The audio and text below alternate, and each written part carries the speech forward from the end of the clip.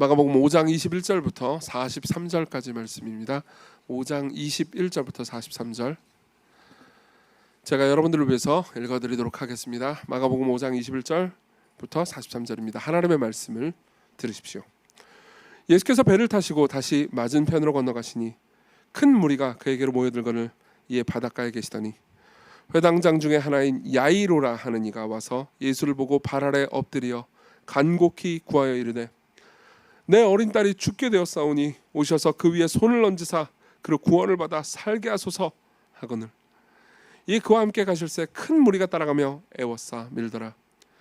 12해를 혈루증으로 앓아온 한 여자가 있어 많은 의사에게 많은 괴로움을 받았고 가진 것도 다 허비하였을 때 아무 효험도 없고 도리어 더 중하여졌던 차에 예수의 소문을 듣고 무리 가운데 끼어 뒤로 와서 그의 옷에 손을 대니 이는 내가 그의 옷에만 손을 대어도 구원을 받으리라 생각함이로라. 이에 그의 혈루 근원이 곧 마름에 병이 나온 줄을 몸에 깨달으니라. 예수께서 그 능력이 자기에게서 나간 줄을 곧 스스로 아시고 우리 가운데서 돌이켜 말씀하시되 누가 내 옷에 손을 대었느냐 하시니 제자들이 여짜오되 무리가 애워싸 미는 것을 보시며 누가 내게 손을 대었느냐 물으시나이까 하되 예수께서 이 일 행한 여자를 보려고 둘러보시니 여자가 자기에게 이루어진 일을 알고 두려워하며 떨며 와서 그 앞에 엎드려 모든 사실을 여쭈니 예수께서 이르시되 딸아 네 믿음이 너를 구원하였으니 평안히 가라 네 병에서 놓여 건강할지어다. 아직 예수께서 말씀하실 때 회당장의 집에서 사람들이 와서 회당장에게 이르되 당신의 딸이 죽었나이다. 어찌하여 선생을 더 괴롭게 하나이까? 예수께서 그 아는 모든 일을 곁에서 들으시고 회당장에게 이르시되 두려워하지 말고 믿기만 하라 하시고 베드로와 야고보와 야고보의 형제 요한 외에 아무도 따라옴을 허락하지 아니하시고 회당장의 집에 함께 가사 떠드는 것과 사람들이 울며 심히 통곡함을 보시고 들어가서 그들에게 이르시되 너희가 어찌하여 떠들며 우느냐? 이 아이가 죽은 것이 아니라 잔다 하시니 그들이 비웃더라. 예수께서 그들을 다 내보내신 후에 아이의 부모와 또 자기와 함께 한 자들을 데리시고 아이 있는 곳에 들어가사 그 아이의 손을 잡고 이르시되 달리다굼 하시니 번역하면 곧 내가 내게 말하더니 소녀야 일어나라 하심이라. 소녀가 곧 일어나서 걸으니 나이가 12살이라. 사람들이 곧 크게 놀라거늘 예수께서 이 일을 아무도 알지 못하게 하려고 그들을 많이 경계하시고 이에 소녀에게 먹을 것을 주라 하시니라. 아멘. 예수님은 적응이 안 되는 분입니다. 이게 무슨 소리일까요? 저는 기독교 신앙을 간지 한 20년, 25년, 26년 정도 된 것 같습니다. 그리고 아직도 예수님이 적응이 안 됩니다. 저는 오랜 기간 동안 신앙생활을 한 신앙이 많이 성장한 분들의 이야기를 많이 들어봤습니다. 근데 저는 평생토록 신앙생활을 하다 보니까는 이제서 이제 하나님이 얼마나 나를 사랑하시는지 조금씩 알겠습니다. 이런 이야기도 들어봤습니다. 혹은 내가 이제 조금 하나님을 사랑하는 것 같습니다 라는 이야기도 들어봤고요. 그리고 이제 내가 정말 하나님을 신뢰하면서 삶을 살아가는 것 같습니다 라는 이야기도 들어봤습니다. 근데 내가 신앙생활을 이렇게 평생 해보니까 이제 하나님께 좀 적응이 됐습니다. 이 말 한 번도 들어본 적이 없습니다. 왜 그럴까요? 하나님은 우리의 시간표대로 잘 안 움직이세요. 우리가 뭘 구해도 그분은 그분의 뜻대로 하십니다. 그리고 뭘 원해도 그러니까 항상 뭔가 지연되는 것 같습니다. 당장 뭘 좀 하나님 좀 요때쯤이면 하면 그대로 안 해주세요. 여러분들은 많이 느꼈을 겁니다. 물론 안 그럴 때도 있었습니다. 여러분들이 구할 때마다 즉시 응답해 주실 때도 있었겠죠. 근데 그렇지 않았을 때도 많았습니다. 이거는 성경에 기록된 시편을 기록한 사람들도 똑같이 생각을 했습니다. 성경에도 이런 이야기가 기록됐다는 것은 참 놀라운 일이죠. 성경의 많은 신앙인들은 우리의 신앙 선배들이라고 볼 수 있죠. 그 사람들은요 이렇게 말합니다. 여호와여 어느 때까지입니까? 나를 영원히 잊으십니까? 주의 얼굴을 나에게서 어느 때까지 숨기시겠나이까? 나의 영혼이 번민하고 종일토록 마음에 근심하기를 어느 때까지 하오며 내 원수가 나를 치며 자랑하기를 어느 때까지 하리이까? 시편 13편 1절부터 4절입니다. 여기 나오는 시편, 그러니까 성경입니다. 하나님의 말씀으로 기록된 내용들의 사람들도요. 하나님 제발 언제까지 내가 이래야 됩니까? 언제까지 응답을 안 해주실 겁니까? 라고 항변을 하면서 질문합니다. 분명 우리가 읽은 본문의 야이로도 그랬을 겁니다. 여기 보면요, 주요 등장인물이 세 명입니다. 한 명은 야이로고요, 한 명은 야이로의 딸이고요, 그리고 또 한 명은 12년 동안 혈루병이라는 아주 끔찍한 하혈을 계속하는 거예요. 하혈을 계속하는 끔찍한 병을 앓고 있는 한 여성입니다. 이 이야기가 이제 특별히 야이로와 이 여성, 이 두 명이 이제 주요 등장인물입니다. 그리고 야이로도 그랬을 겁니다. 야이로는 누굽니까? 회당장이라고 되어 있습니다. 21절에 보면 회당장이라고 되어 있어요. 21절부터 보면요, 예수께서 큰 배를 타시고 건너편으로 가십니다. 그리고 많은 무리들이 모여듭니다. 그리고 바닷가에서 그들을 가르치시는데요. 그러니까 예수님의 인기는 엄청났습니다. 왜냐하면 병든 자를 고치고 막 죽은 자를 살리고 그러니까 얼마나 많은 사람들이 모여들었겠습니까? 그래서 그 과정 중에서 회당장 중에 야이로라는 사람이 등장합니다. 이 야이로는요, 당시의 종교적인 엘리트였습니다. 회당장이라는 직책은 뭐 그렇게 엄청 높은 직책은 아니었습니다. 그렇지만 당시에 마을에서 존경받는 사람이었고, 회당의 모든 사무나 회무 같은 것들을 처리하는 사람이었죠. 그러니까 종교적인 엘리트고 지도층이라고 볼 수 있는 사람이고요. 그리고 경제적으로도 아마 넉넉했을 겁니다. 그리고 당시에 대부분의 종교적인 엘리트 계층은 예수님을 그렇게 좋아하지 않았습니다. 사이가 되게 안 좋았어요. 미워했습니다. 그런 상황이었기 때문에 야이로도 그다지 예수님을 뭐 이렇게 막 좋아하거나 하지는 않았을 거예요. 근데 문제는 자기 딸이 아프다는 겁니다. 자기 딸이 아파 열매 걸려가지고 죽게 됐습니다. 그러면은 뭐 저 예수가 이단이든 말든 진짜로 만일 병을 고친다면요, 그게 중요한 게 아니겠죠, 그렇죠? 그래서 달려갑니다. 달려가가지고 예수님한테 가서 제발 내 딸을 좀 고쳐주세요라고 말을 하는 거죠. 촌각이 급합니다. 이제 죽게 생겼습니다. 이렇게 이야기를 합니다. 그래서 예수께서요 데리고 가십니다. 간곡히 구하여이르되 23절 내 어린 딸이 죽게 됐으니 오셔서 그 위에 손을 얹으사 그로 구원을 받아 살게 하소서 하거늘 이와 함께 그와 함께 가실새 큰 무리가 따라가며 에워싸 밀더라. 가긴 가는데요. 그러니까 예수님이 가는데 딱 깔끔하게 야이로하고 예수님 그리고 뭐 제자들 정도만 같이 가면 좋잖아요, 그렇죠? 근데 엄청나게 많은 무리가 따라가는 거예요. 그래서 너무 많은 무리가 따라가면, 제가 옛날에 콘서트장에 한번 가가지고 이런 경험을 한 때가 있었는데, 굳이 걷지 않아도 이동을 할 수 있을 때가 있습니다. 예, 진짜 걷지 않았어요. 근데 너무 많은 사람들이 이렇게 가니까는 몸이 이렇게 밀리더라고요. 제가 이렇게 등치가 큰데도 밀리면 이제 엄청난 거죠. 아마 그런 상황이었던 것 같습니다. 무리가 에워싸 밀고, 그러니까 야이로 입장에서는 어떻겠어요? 답답하죠. 이게 사람들이 무리가 에워싸가지고 밀고 가면은 본인이 이제 이렇게 성큼성큼 빨리 뛰어가야 되잖아요. 근데 예수님 뛰라고 하긴 좀 그렇고, 그냥 이렇게 하여튼 촌각이 급한데 사람들 너무 많이 따라가니까 얼마나 답답하겠어요. 이런 상황에서 예수님이 막 홍해의 기적 같은 거, 인간들 다 꺼져라 그러면서 쫙, 그러면 너무 좋잖아요, 그렇죠? 근데 그런 것도 안 하고 그냥 에워싸 가는 거예요. 답답하죠.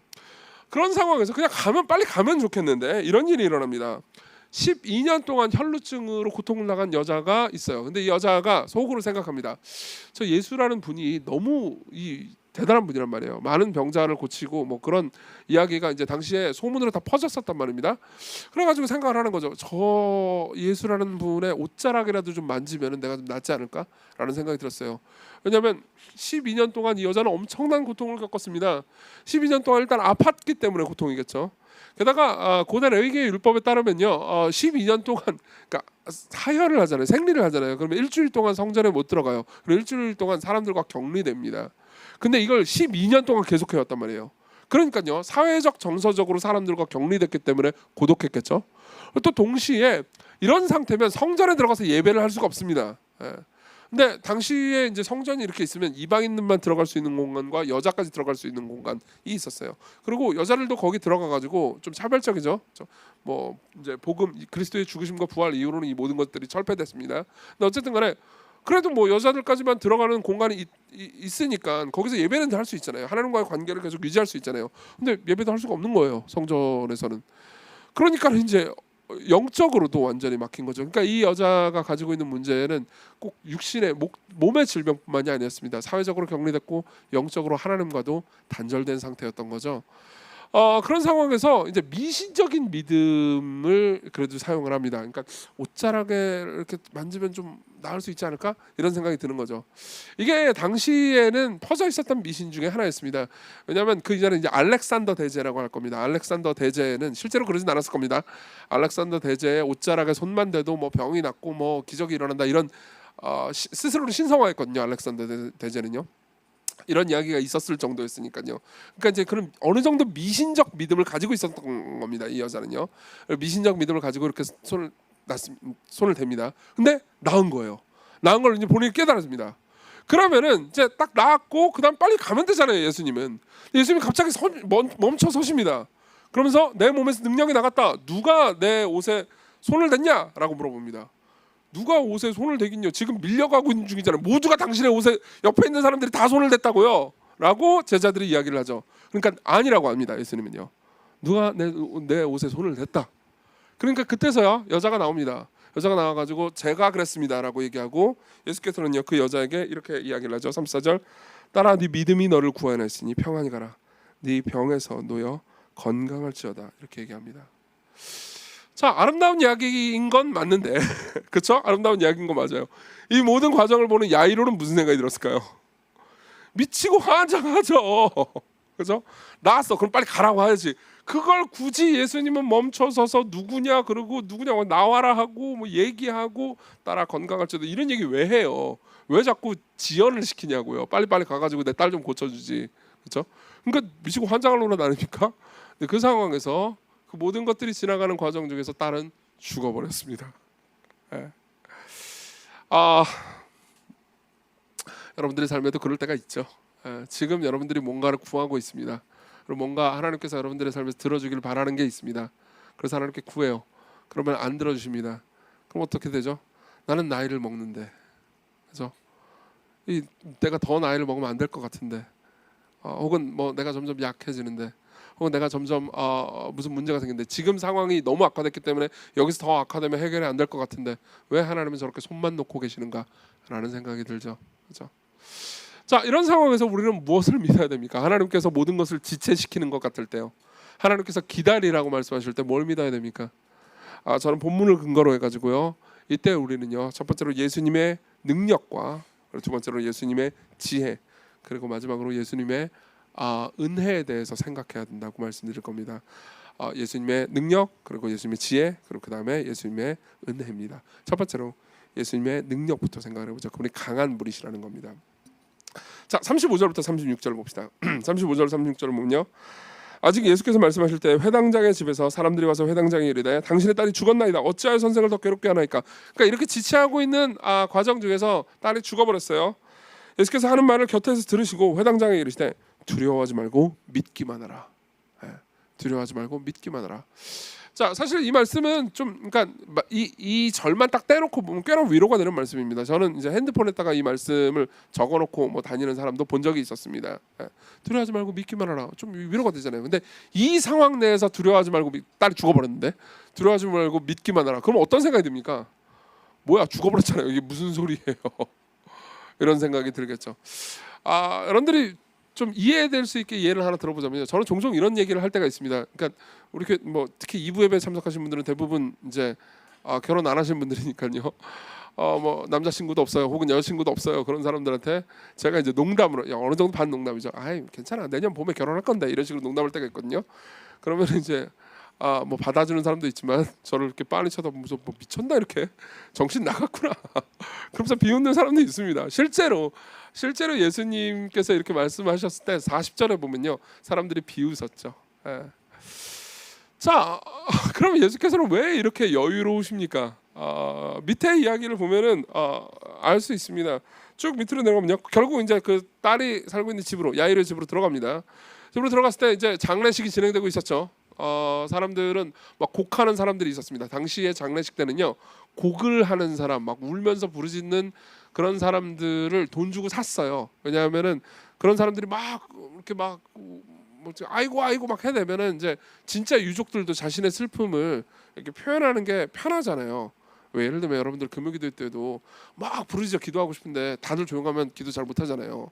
그죠? 근데 누가 이렇게 막 달려주면 그 뒤 따라가지고 막 그러니까 뭔 말인지 알겠죠? 그런 거랑 비슷하다고 생각하시면 돼요. 너무 슬퍼가지고 막 펑펑 울고 싶은데 이제 곡하는 사람이 있으면은 이제 막 펑펑 우는 거죠. 그래서 제가 몇 주 전에도 장례식의 그리스도라는 제목의 설교를 해가지고 그때도 그런 얘기를 했는데 예수님은요 장례식을 어디를 가든 장례식에 깽판을 오셨어요. 어디를 가든 장례식을 파괴하셨습니다. 여기서도요. 예수께서 뭐라 그러냐면은 사람들한테 이렇게 얘기하죠. 그 곡하는 사람들한테 곡 그만하라 그래요. 그러면서 이 아이가 이 12살짜리 소녀가요 죽은 것이 아니고 잔다라고 말합니다. 죽은 것이 아니고 잔다. 이게 무슨 막말입니까? 그러면서 이제 죽은 것이 아니라 잔다. 그러니까 사람들이 더욱 비웃죠. 그래서 40절에 나와 있습니다. 자, 그리고 그 이후에 이야기가 어떻게 되느냐? 그 이후의 이야기는 되게 재미있습니다. 40절부터 41절을 보죠. 그들이 비웃더라. 예수께서 그들을 다 내보내신 후에 아이의 부모와 또 자기와 함께한 자들을 데리시고 아이 있는 곳에 들어가서 그리고 41절을 같이 읽어봅시다. 시작. 그 아이의 손을 잡고 이르시되 달리다굼 하시니 번역하면 곧 내가 내게 말하노니 소녀야 일어나라 하십니다. 자, 달리다굼 하시니 소녀야 일어나라. 이게 무슨 말일까요? 달리다굼, 그러니까 이건 아람어입니다. 진짜 아람어로 보면 탈리타 쿠미이라는 말입니다. 탈리타 쿠미. 탈리타는 그러니까 작은 소녀야 뭐 이런 의미입니다. 이걸 좀 더 좀 여러분들이 직관적으로 이해할 수 있도록 번역하면 영어나 뭐 이렇게 드라마 같은 거 보시는 분들은 그런 말 많이 하잖아요. 미국 사람들은 되게 자기의 가족들이나 사랑하는 사람한테 honey 뭐 이런 말 되게 많이 하죠. sweetie, sweetheart 이런 말 쓰잖아요. 발음이 너무 구려서 못 알아듣겠어요? 그렇잖아요. 그래서 그거랑 되게 비슷한 겁니다. 그러니까 진짜 딸을 깨울 때 honey, wake up 일어나라 하면서 탈리타 쿠미 이렇게 손을 잡아가지고 끌어드는 거죠. 저도 딸이 둘이 있습니다. 그리고 제가 딸을 깨울 일은 별로 없는데 거의 없어요. 거의 없긴 한데 이제 제 아내가 이제 밥을 다 해놓고 저한테 이제 여보 이제 애들 좀 깨워 그럴 때가 있습니다. 그러면은 아무래도 딸이잖아요. 그러니까 가가지고 일어나 이렇게 못 하잖아요. 그렇죠? 그래가지고 뭐 시영아 보이야 그러면서 이제 어깨를 좀 쓰다듬거나 아니면 손을 이렇게 하면서 일어나야지 그러면서 부드럽게 일어나라고 하는 겁니다. 예. 그런 식으로 달리타 쿠미 얘야 일어나라 이렇게 하는 거죠. 자, 이게 무슨 의미인지 아십니까? 이건 놀라운 겁니다. 사람들은 절망했습니다. 아이가 죽어버렸다고요. 근데 예수님은요 무슨 소리야? 아이가 죽지 않았다 잤다. 그리고 자는 애를 깨우듯 아이를 일으켜버립니다. 그러니까 예수께서는 이렇게 얘기하시는 거죠. 너희들은 이 아이가 죽었다고 절망하지만 나는 전능한 존재다. 나는 모든 걸 창조한 신이다. 나는 너희들이 죽었다고 절망한 이 아이를 그냥 잠자는 걸 깨우듯 깨워가지고 일으킬 수 있다라고 얘기하는 거죠. 자, 여기서 예수님이 어떤 존재인지가 드러납니다. 그분은 전능한 하나님입니다. 그분은 사람의 몸을 입고 오신 전능한 신입니다. 그분이 그런 능력을 드러냄으로써 자신의 정체성을 밝히시는 거죠. 그렇죠? 자, 그리고 이게 우리가 배워야 되는 겁니다. 보세요. 이분이 전능하잖아요. 그럼 우선순위가 달라집니다. 전능하면 우선순위가 달라집니다. 여러분들이 우선순위가 왜 중요한지 어느 정도 아실 겁니다. 우리 교회는 의료계에 종사하시는 분들이 꽤 계시죠. 그분들은 아마 트리아지라는 걸 알 겁니다. 트리아지 혹은 뭐 한국에서는 케이타스라는 원칙이 있어요. 케이타스 혹은 트리아지라는 게 있습니다. 그건 뭐냐면은 이제 응급실에 환자들이 오잖아요. 그러면은 모든 사람들을 온대로 치료해주면 안 되죠. 뭐 조금만 있으면 죽을 것 같은 사람들은 빨리 먼저 치료를 해줘야 되고, 그리고 뭐 감기예요 이런 사람들은 좀 이렇게 짱박혀 있어라 그러다가 이제 이거 우리 좀 여유로워졌다 그러면 약 주고 보내고 뭐 그러잖아요. 저도 뭐 응급실을 한 두세 번 간 적이 있었는데 통풍 때문에 간 적이 있었어요. 통풍 때문에 갔는데 이제 막 저는 죽을 것 같아가지고 그러면서 살려주세요 그러고 가잖아요. 그러면은 앉아 계세요 그러면서 그 분류를 할 때 색깔로 분류하거든요. 예, 그래서 파란색이 제일 위급하고 뭐 빨간색이 그 다음이고 뭐 이런 식으로 있어요. 근데 이제 흰색이 제일 안 위급하거든요. 흰색. 그래서 흰색으로 이렇게 쫙 막혀 있다가 일로 와 약 줄게 가 빨리 다시 오지 마 이런 그런 느낌으로 그게 트리아지죠. 케이타스라 이걸 잘 지키지 않잖아요. 이 우선순위를 잘 지키지 않잖아요. 그럼 어떻게 되죠? 의료과실입니다. 근데 보세요. 만일 어떤 의사가요. 그런 의사는 없지만은 통풍이든 암이든 말 한마디로 고칠 수 있다면 혹은 죽은 사람도 살릴 수 있다면요. 우선순위가 달라지겠죠. 능력의 차이는 우선순위를 다르게 만들어 버립니다. 능력의 차이는 우선순위를 다르게 만들어 버립니다. 제가 옛날에 회사를 다닐 때 이릅니다. 옛날에 회사 다닐 때 제가 하던 일은 그러니까 다양한 자료들을 제가 받거나 혹은 찾잖아요. 그럼 자료들을 잘 수집해가지고 정리해가지고 그걸로 이제 리서치를 해가지고 이제 어떤 결과물을 내놓는 일을 했습니다. 그건 굉장히 어려운 일이었어요. 근데 그 모든 자료들이 다 한국어로 되면 참 좋겠는데 그 자료 중에 상당수는 또 영어로 되어 있습니다.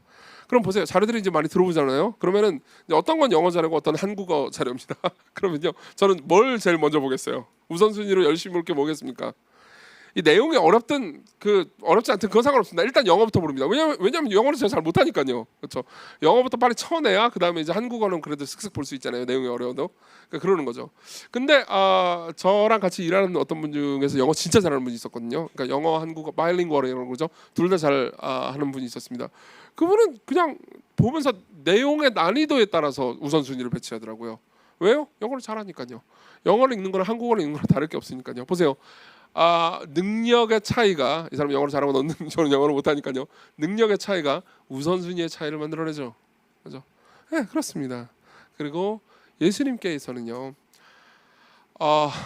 아픈 병자를 고치는 거나 죽은 사람을 살리는 거나 그분한테 차이가 없습니다. 그분이 죽은 사람을 살릴 때, 아픈 병자를 고칠 때보다 더 많은 능력을 필요로 하거나 더 고통을 겪어야 되는 것이 아니었습니다. 네. 그러니까 어떻게 되죠? 우선순위가 달라지는 거죠. 보세요. 어차피 이 아이는 죽더라도요, 내가 가서 일으키면 됩니다. 예. 죽더라도 다시 살리면 돼요. 그리고 거기에는 차이가 없습니다. 결국은 건강해질 거예요. 근데 이 여자는 자기도 모르게 그냥 내 옷자락을 잡았어요. 그러고 낫긴 나았습니다. 근데 이 여자의 신앙은 다분히 미신적이었고요. 그리고 이 여자가 내가 이제 멈춰서 해가지고 무슨 말을 해주지 않으면 이 여자한테 오히려 좋은 게 없습니다. 안 좋을 거예요. 잘못 이해하고 있을 거예요. 그러면요, 이 아이가 죽고 나서 나중에 고친다 하더라도요, 그렇죠? 결국 건강해지고 고칠 게 뻔하니까요. 예.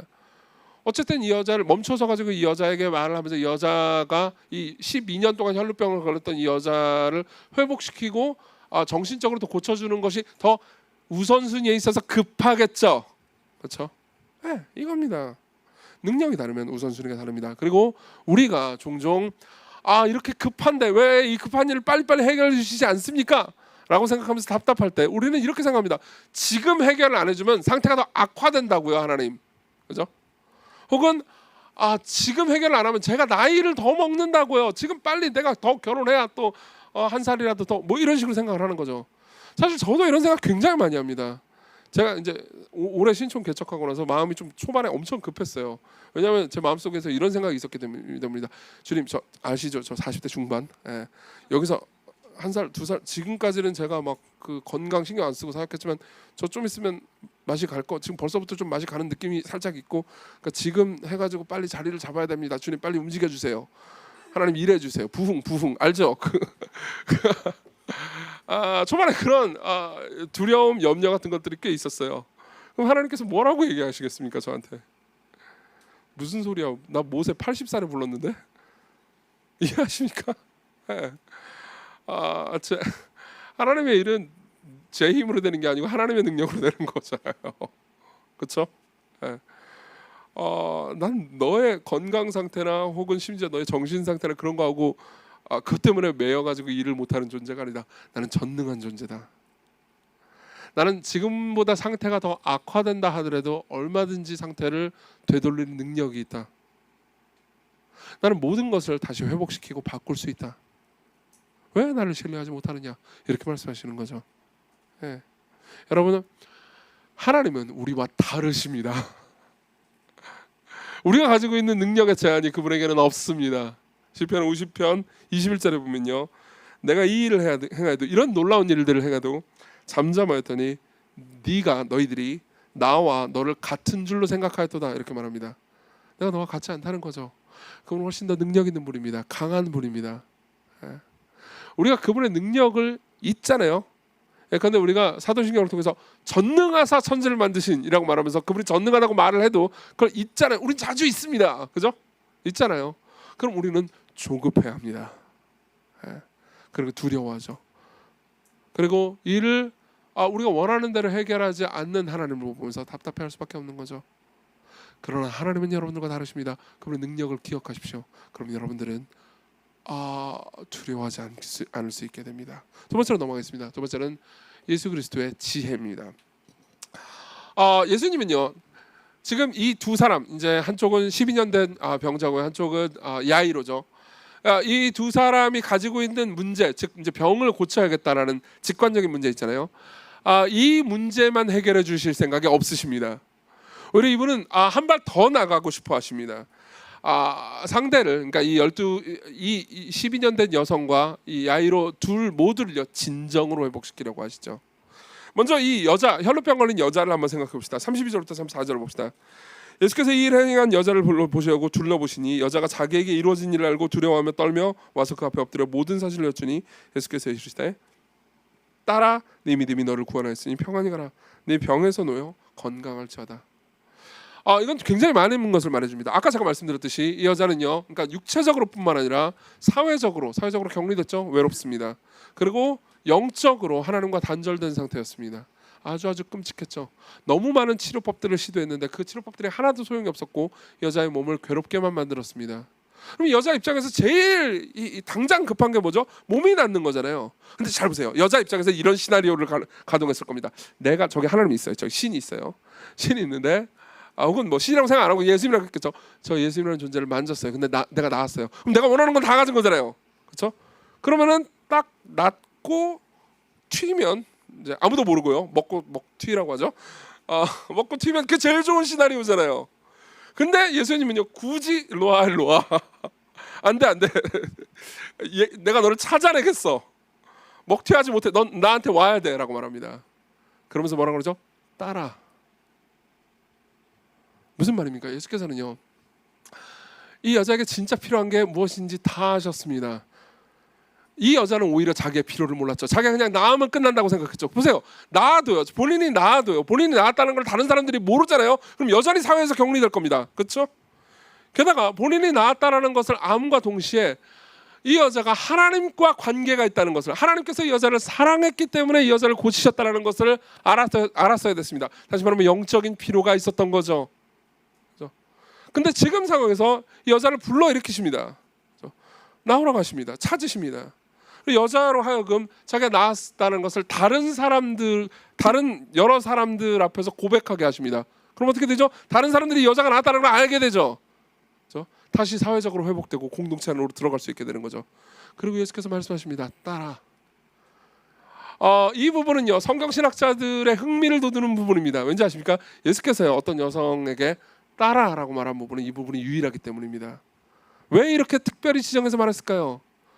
예수께서는요, 지금 이 여자가 고침받은 것이 하나님의 능력 때문에 고침받았다는 것을 강조함과 동시에 하나님께서 이 여자를요, 그러니까 단순히 병만 낫게 해주는 능력만 주신 게 아니고 딸로 입양하셨다는 것, 가족으로 받으셨다는 것을 확신시켜주고 싶으신 거죠. 이 여자가 생각할 때 자기의 필요는 병만 나으면 끝이라고 생각했습니다. 근데 하나님은요, 이 여성을요 총체적으로 고치고 싶으셨던 거죠. 그렇죠? 그뿐 아닙니다. 야이로도 그렇습니다. 야이로 입장이야 더더욱 그렇지 않겠습니까? 야이로는 당시의 종교 지도자입니다. 그러니까 예수님하고 가깝게 지내면은 자기가 나중에 좀 손해를 볼 수도 있어요. 다른 종교 지도자들이 예수님을 별로 안 좋아하니까요. 그런 상황에서 야이로 입장에서 최선의 방식은요, 야이로도 먹튀입니다. 내 딸 낫게 해주고 그다음 관계를 싹 끊는 게 제일 좋지 않습니까? 근데 기다리라고 해요. 억지로 기다리게 만듭니다. 그리고 나서 죽은 이 딸을요 살리게 하십니다. 그냥 아픈 딸을 낫게 하는 게 아니고 죽은 딸을 살리게 해요. 왠지 아십니까?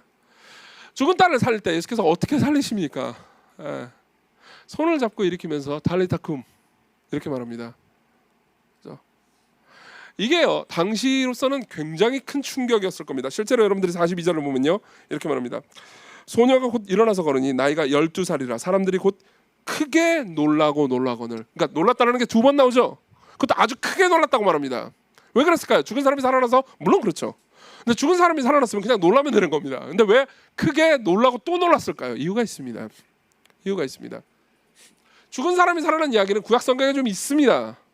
엘리야도 사르밧 과부의 아들을 살렸죠. 죽었다가 살아났습니다. 근데요 엘리야가 사르밧 과부의 아들을 살렸을 때는요 이렇게 살렸습니다. 하나님께 3번이나 기도를 해요.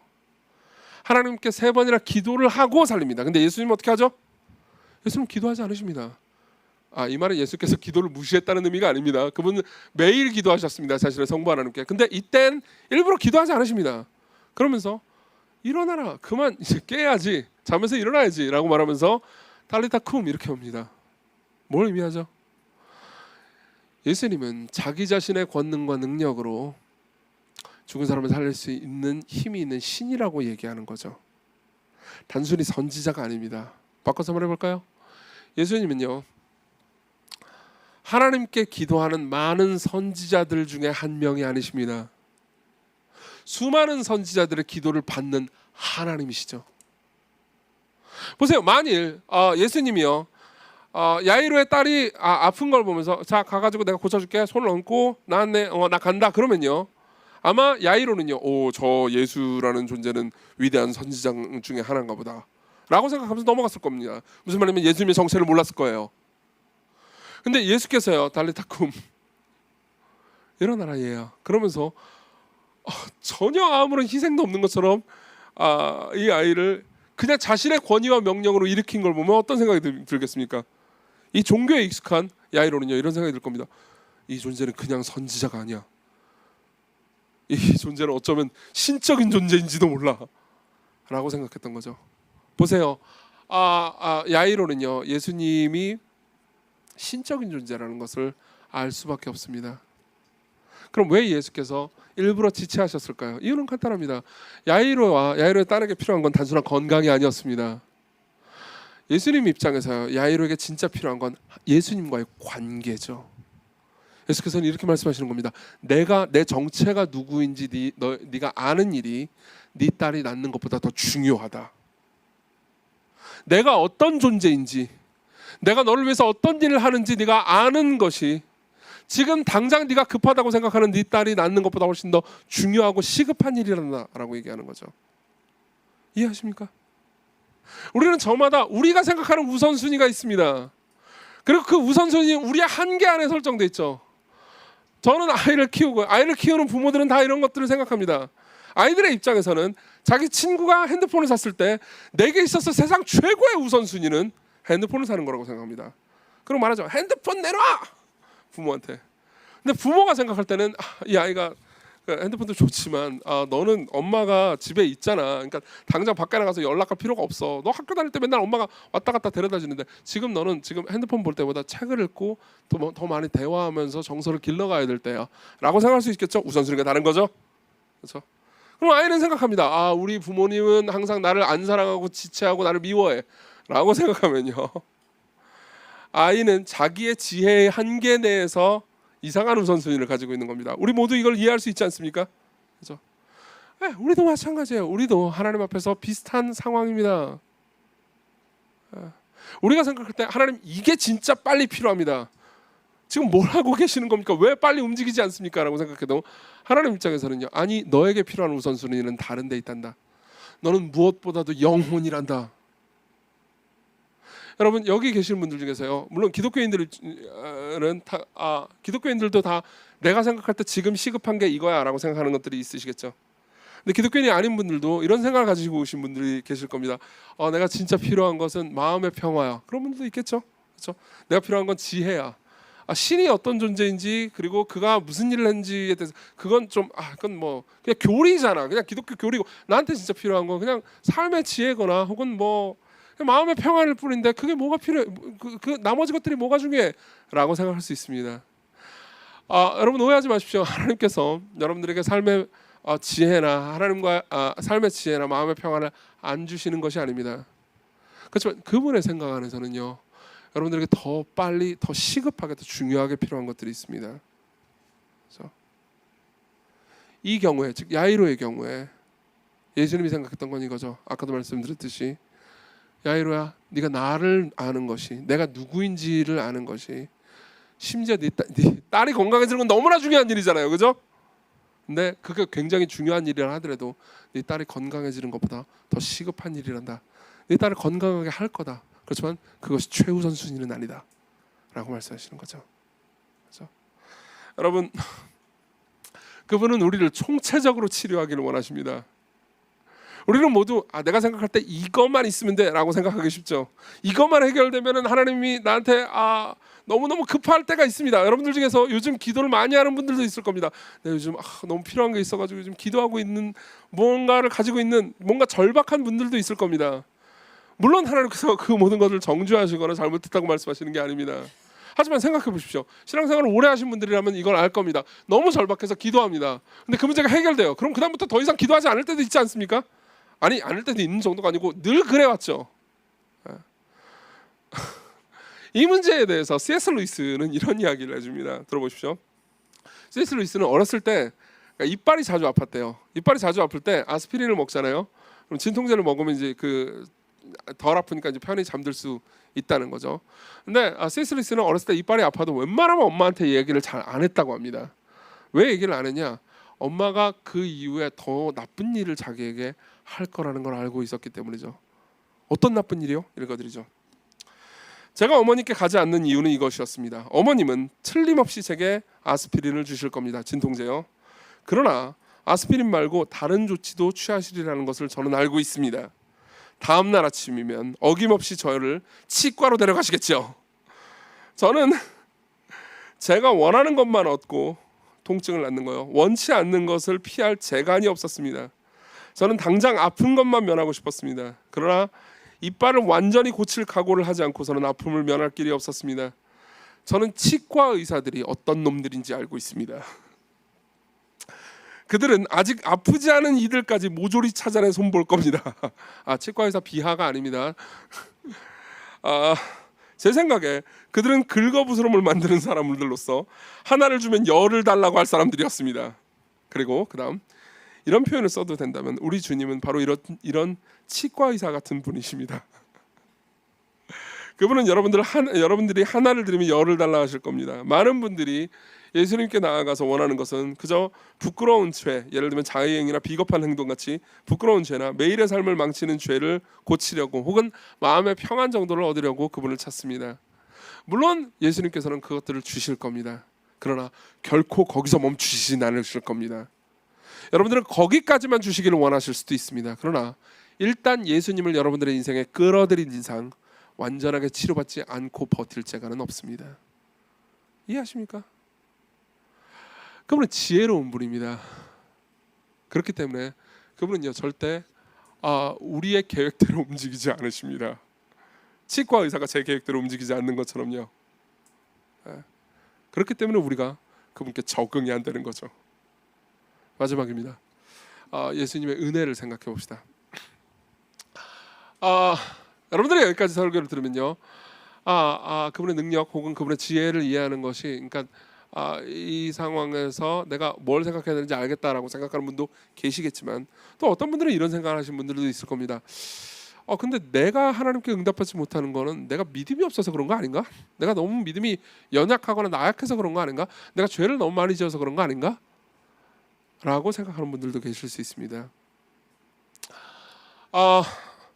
그런 분들을 위해서 제가 그러니까 하나님의 은혜에 대해서 두 가지 측면을 생각해 보라고 말씀드리고 싶습니다. 첫 번째는요, 그분의 은혜가 공격적이라는 겁니다. 그분의 은혜가 공격적이라는 겁니다. 자, 이 두 명을 보십시오. 한 명은 야이로고요, 한 명은 한 여인입니다. 혈루병을 앓고 있는 여인이요. 이 여인의 믿음이 좋았습니까? 아니요, 이 여인의 믿음은 미신적이었습니다. 마치 알렉산더가 돌아다녀도 그냥 뭔가 희망을 품고 옷자락을 잡았을 겁니다. 그렇죠? 그러니까 뭐 분명하거나 막 가치 있거나 엄청나게 믿음이 성장한 상태가 아니었다고요. 그러나 예수께서는요, 멈춰서서 믿음을 수정해 주시고, 그러니까 자신이 베풀어주는 은혜지만 그녀가 가지고 있는 아주 작은 믿음 있잖아요. 그렇게 대단치 않은 믿음이요. 그 믿음이 너를 구원했다라고 말씀하시면서요, 그러니까 그 작은 믿음을 크게 여겨주십니다. 받아주시죠. 무슨 말이냐면요, 예수께서는요, 그러니까 우리 안에 있는 아주 작은 그냥 갈망 정도 수준이라고 말할 만한 그 믿음 있잖아요. 그 믿음이라도 보시면 캐치해가지고 그 믿음을 사용해서 은혜를 베푸신다는 거죠. 그분의 은혜는요, 공격적이라는 겁니다. 내가 생각할 때 네 믿음이 충분히 자라고 충분히 괜찮아지면 그 믿음에 보답하는 방식으로 너에게 어떤 치료를 주겠다, 이렇게 일하시지 않는다는 거죠. 야이로도 마찬가지였습니다. 야이로는 여전히 예수님을 의심하고 있었습니다. 야이로는 예수님이요, 두려워하지 말고 믿기만 하라 라는 말을 들었어야 할 정도로 믿음이 약했습니다. 그리고 예수께서는요, 믿음이 약한 야이로를요, 두려워하지 말고 믿기만 하라 라고 말씀하시면서 그 믿음을 북돋우시면서 야이로의 딸을 다시 살리시는 거죠. 그건 여러분들도 마찬가지일 겁니다. 여러분들 모두가 스스로 생각할 때 저는 믿음이 좋습니다, 이런 분들은 아무도 없을 겁니다. 특히 시광교회는 더 없을 겁니다. 저를 비롯해서요. 그렇죠? 안 그래요, 여러분? 자신 있으세요? 보세요. 그렇다면 우리는 절망일까요? 아니요. 그분의 은혜가 공격적이라는 것을 기억하십시오. 공격적이라는 건 막 두드려 판다는 의미가 아니고요, 낚아챕니다. 그러면 작은 믿음도 보십니다. 그 겨우 갈망 수준에 불과한 것이라도 상관없습니다. 아직 기독교인이 아니신 분들도 이것을 기억해 주셨으면 좋겠습니다. 여러분들이 무슨 대단한 믿음이 되어야 그분이 여러분들을 구원하시는 게 아닙니다. 그분을 알아가려고 하십시오. 그분을 다 알지 못해도 상관없습니다. 저도 그분을 다 알지 못합니다. 누구도 그럴 겁니다. 그렇지만 그분이 계시하신 내용들, 사실 오늘 설교를 통해서 들은 내용만 붙잡고 예수 그리스도를 찾는다 하더라도 그분은 여러분들 오늘 기꺼이 여러분들을 만나 주실 겁니다. 그분의 은혜가 공격적이라는 것을 기억하십시오. 두 번째는 이겁니다. 그분의 은혜가 희생적이라는 겁니다. 예수 그리스도의 은혜가 희생적이라는 겁니다. 여기서 한번 던져봐야 되는 질문이 하나 있습니다. 여기서 한번 깊이 생각해봐야 되는 게 하나 있습니다. 예수께서 이 병자를, 혈루병 걸린 여인을 고치시기도 했고요, 그리고 죽은 야이로의 딸을 살리시기도 하셨습니다. 놀라운 일이었죠. 근데 여러분들이 복음서를 샅샅이 뒤져보면서 잘 읽잖아요. 그러면요, 예수께서는요, 자신이 만나는 모든 병자들과 모든 죽은 사람을 다 고쳐주시고 다 치료해 주신 건 아니라는 것을 알게 됩니다. 그렇죠? 그렇지 않으셨어요. 그리고 사람들은 이렇게 생각합니다. 아니, 왜 다 치료해주고 다 고쳐주셔야지, 왜 누군가만 치료해주고 누군가는 안 치료해주지? 라고 생각할 수 있습니다. 그리고 실제로 이거는요, 지금도 예수님을 믿지 않는 사람들이 예수님을 믿기 어려워하는 이유기도 하죠. 왜 이 땅에 이렇게 큰 고통이 있고 어려움을 겪는 사람들이 이렇게 많은데 왜 하나님 다 고쳐주거나 회복시켜주거나 치료해주지 않고 어떤 사람들은 여전히 고통을 당하도록 내버려 두십니까? 그럼 어떤 사람들만 고쳐주십니까? 라고 생각하는 거죠. 이유가 있습니다. 이유는 생각하면 놀랍습니다. 예수님은요, 아까도 말씀드렸듯이 우리보다 훨씬 지혜로운 분입니다.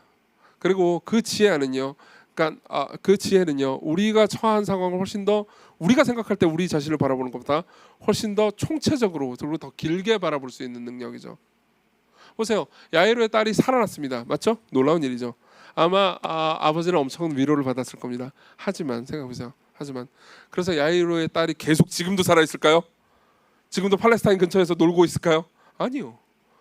얼마 안 가서 죽었습니다. 죽은 사람을 살리잖아요. 그럼 어떻게 되죠? 죽습니다. 여러분들은 뭘 원하십니까? 돈을 원하십니까? 여러분들은 이런 생각을 할 수 있습니다. 지금 얼만큼, 그렇게 많은 돈도 아닙니다. 이만큼의 돈만 있으면 내가 좀 숨을 쉴 것 같습니다. 이만큼의 돈만 있으면 내가 좀 상황을 통제할 수 있을 것 같습니다. 라고 생각하는 분들이 있을 겁니다. 자, 그래요. 그 돈을 받죠. 그럼 어떻게 되죠? 돈을 가지고 여러분들이 죽음 이후로 가져가나요? 아니요. 여러분들은 돈을 가져갈 수 없습니다. 여러분들은 죽습니다. 그렇죠? 마음의 평안은요? 좋습니다. 마음의 평안을 가집니다. 그리고 어떻게 되죠? 죽습니다. 여러분, 우리가 이 땅에서 아무리 좋은 것들을 계속해서 받는다 하더라도 여러분들은 죽습니다. 그러면 예수님은 알고 있는 거죠. 우리의 궁극적인 적이 단순한 심폐기능의 정지이거나 혹은 돈이 없는 거거나 마음이 그저 괴로운 것 정도가 아니라는 걸요. 우리가 삶에서 진짜 고통스러운 이유는요, 단순히 돈이 없거나 마음의 평안이 없거나 정도가 아닙니다. 우리의 진짜 문제는 죄입니다. 여러분 생각해 보십시오. 한번 생각해 보십시오. 암을 고치는 거랑 계속해서 불륜을 저지르는 사람의 불륜을 고치는 거랑 뭐가 더 어려울 것 같습니까? 암이요? 아니요. 암을 고치는 것보다 죄를 고치는 것이 훨씬 더 어렵습니다.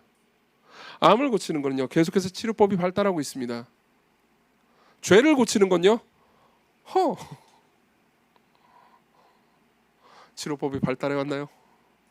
과거에 간음을 많이 하다가 요즘은 간음을 별로 안 하나요? 과거에 사람들에게 상처를 많이 주다가 서로에게 상처를 많이 주다가 요즘은 서로 화목하고 상처를 안 줍니까? 아니요. 우리가 가지고 있는 문제는요, 훨씬 더 깊은 데 있습니다. 우리의 진짜 원수는요, 죄와 사망입니다. 우린 결국 죽어버릴 거고, 죽으면은 우리가 가지고 있는 것을 다 잃어버릴 겁니다. 우리의 관계, 우리의 재산, 우리의 모든 것을 잃을 겁니다. 그리고 우리가 살아있는 동안에도 우리를 고통스럽게 하는 것은, 우리를 망쳐버리는 것, 우리의 삶을 비참하게 하는 건 누군가가 나에게 저지른 죄인 뿐만 아니라 내가 누군가에게 저지른 죄죠. 예수님은요, 단순히 죽은 사람을 몇 명을 살린다거나 혹은 병자를 고침으로써 이 모든 것들이 해결되지 않을 것이라는 것을 알고 계십니다. 그럼 왜 몇 명은 고쳐주셨나요? 이유는 간단합니다. 몇 명을 고쳐주심으로써 자신이 어떤 존재인지, 자신이 궁극적으로 무엇을 할 건지를 가르쳐주는 표식이기 때문입니다. 그래서 성경은요, 이 모든 것들을 기적이라고 말하기보다는 이적이라고 말합니다. 표지요. 내가 지금 어떤 사람을 고치거나 어떤 사람을, 죽은 사람을 살림으로써 내가 궁극적으로 할 일이 무엇인지 가르쳐 주겠다는 거죠. 그럼 뭘까요? 이 모든 이야기를 통해서 그분이 궁극적으로 할 일이 뭘까요? 30절을 보면요, 재미있는 말씀이 하나 있습니다. 30절 같이 한번 읽어보죠. 같이 읽겠습니다. 시작. 예수께서 그 능력이 자기에게서 나간 줄을 곧 스스로 하시고 무리 가운데서 돌이켜 말씀하시되 누가 내 옷에 손을 대었느냐 하시니. 보세요, 여기 보면 되게 독특한 말이 나옵니다. 예수께서 능력이 자기에게서 나갔다고요. 이 말은요, 그러니까 한국말은 좀 너무 점잖게 번역됐는데, 예수님께서요, 원래 능력이 있다가 능력이 약해졌다는 겁니다. 몸이 약해졌다는 거예요. 자신이 약해졌다는 겁니다. 능력이 빠져나갔어요. 이게 무슨 의미일까요? 예수님의 HP와 MP가 요만큼 차이였는데 그게 줄었다는 의미인가요? 내 게임을 너무 많이 했나? 생각해보세요. 예수께서는요, 말씀 한마디로 풍랑을 잔잔케 하신 분입니다. 우리가 지난주에 봤죠.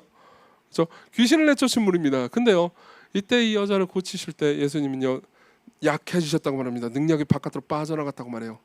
이건 뭘 가리키는 걸까요? 이거는요, 예수 그리스도께서 결국 이 사건을 통해서요, 그러니까 결국 예수께서 하실 일이 무엇인지를 말해줍니다.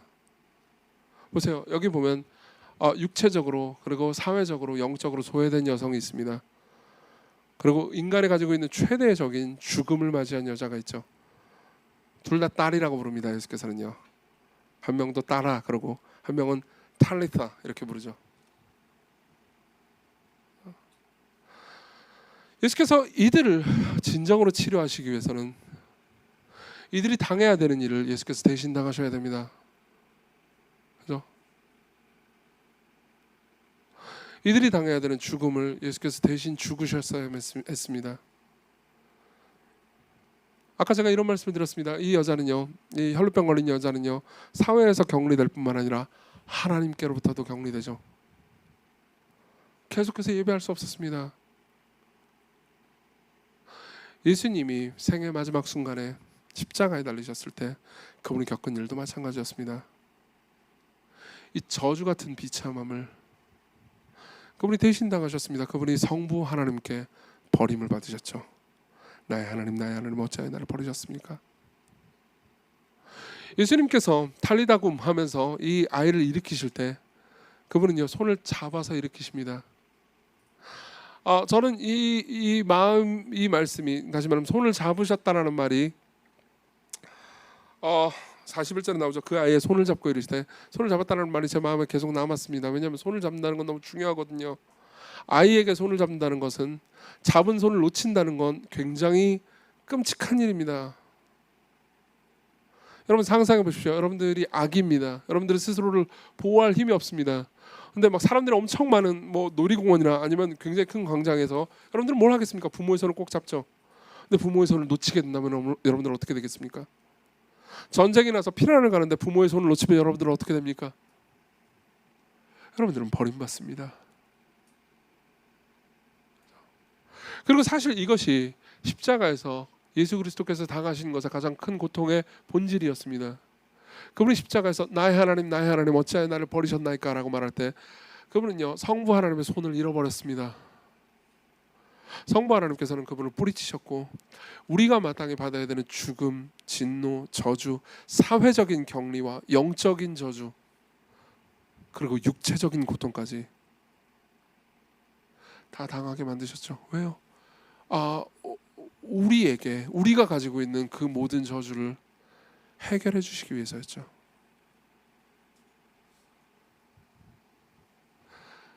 그분은 십자가에서 아버지의 손을 이루셨습니다. 그리고 아버지께 버림을 받으셨죠.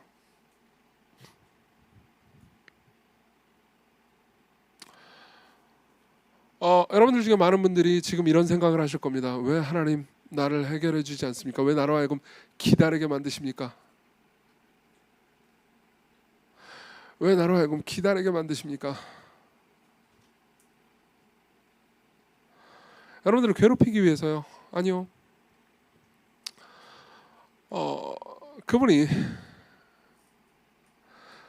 여러분들을 섬기기 위해서, 여러분들을 회복시켜 주시기 위해서, 궁극적으로 우리 안에 있는 죄와 사망을 끝내기 위해서 우리가 궁극적으로 당해야 되는 소외와 저주를 우리 대신 당하신 분이라는 것을 여러분들이 안다면, 그분이 여러분들을 그토록 사랑하고 있다는 것을